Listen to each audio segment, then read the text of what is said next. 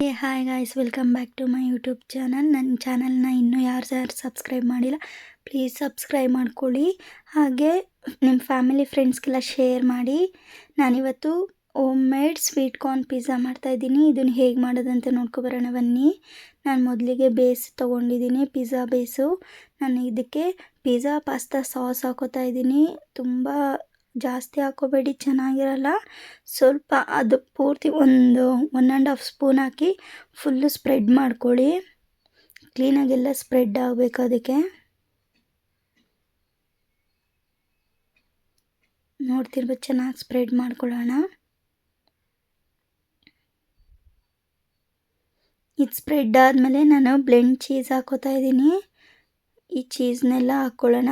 ಇದನ್ನು ಕೂಡ ಸ್ಪ್ರೆಡ್ ಮಾಡ್ಕೊಳ್ಳೋಣ ಕ್ಲೀನಾಗಿ.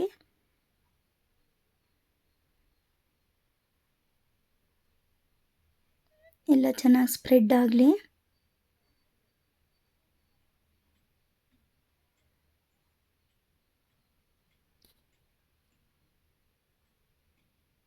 ಕ್ಲೀನಾಗಿ ಸ್ಪ್ರೆಡ್ ಮಾಡ್ಕೋಬೇಕು. ಚೀಸು ಜಾಸ್ತಿ ಹಾಕಿದ್ರೆ ಚೀಸ್ ಇಷ್ಟಪಡೋರಿಗೆ ತುಂಬಾ ಇಷ್ಟ ಆಗುತ್ತೆ. ನಾನಿವಾಗ ಆರ್ಗ್ಯಾನೋ ತೊಗೊಂಡಿದ್ದೀನಿ, ಇದನ್ನು ಕೂಡ ಹಾಕ್ಕೋತೀನಿ. ಇದನ್ನು ಕೂಡ ಪಿಜ್ಜಾ ಬೇಸ್ ಮೇಲೆ ಹಾಕ್ಕೋತಾ ಇದ್ದೀನಿ. ಕ್ಲೀನಾಗಿ ಸ್ಪ್ರೇ ಹಾಕ್ಕೊಳ್ಳೋಣ. ಇದಾದಮೇಲೆ ಚಿಲ್ಲಿ ಫ್ಲೇಕ್ಸ್ ಹಾಕ್ಕೋತೀನಿ. ನಿಮಗೆ ಸ್ಪೈಸಿ ಇಷ್ಟಪಡೋರು ಜಾಸ್ತಿನೇ ಹಾಕೋಬೋದು. ನಾನು ಮಕ್ಳಿಗೆ ಮಾಡ್ಕೊಡೋದ್ರಿಂದ ಸ್ವಲ್ಪ ಸ್ಪೈಸಿ ಕಮ್ಮಿ ಹಾಕೋತಾ ಇದ್ದೀನಿ. ಇದು ಹಾಕಿದ್ಮೇಲೆ ನಾನು ಬೇಯಿಸ್ಕೊಂಡಿದ್ದೆ ಸ್ವೀಟ್ ಕಾರ್ನ್ನ, ಇದನ್ನು ಕೂಡ ಹಾಕ್ಕೋತೀನಿ.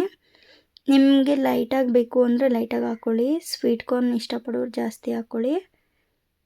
ಇದೆಲ್ಲ ಚೆನ್ನಾಗಿ ಇದು ಸ್ಪ್ರೆಡ್ ಮಾಡೋಣ. ಹಾಗೆ ಡೆಕೋರೇಷನ್ ಆಗಿ ತುಂಬ ಚೆನ್ನಾಗಿ ಕಾಣ್ತಿದೆ, ನೋಡ್ತಿರ್ಬೋದು. ತುಂಬ ಟೇಸ್ಟಿಯಾಗಿ ಬಂದಿತ್ತು ಪಿಜ್ಜಾ ಅಂತೂ. ನಾನು ಇದನ್ನು ಓವನ್ ಇಲ್ಲದೇ ಮಾಡ್ತಾ ಇರೋದ್ರಿಂದ ನಾನು ಫಸ್ಟು ಒಂದು ಕಡಾಯಿ ಇಟ್ಕೊಂಡು ಪ್ಲೇಟು ಉಲ್ಟಾ ಹಾಕಿ ಅದನ್ನು ಲೋ ಫ್ಲೇಮಲ್ಲಿ ಬಿಸಿ ಮಾಡ್ಕೊಂಡಿದ್ದೆ. ಆ ಲೋ ಫ್ಲೇಮಲ್ಲೇ ಬೇಯಬೇಕು ಇದನ್ನು. ಆ ಪಿಜ್ಜಾ ಬೇಸ್ನ ಎತ್ತಿ ಇದರಲ್ಲಿ ಇಟ್ಟಿದ್ದೀನಿ, ನೋಡ್ತಿರ್ಬೋದು.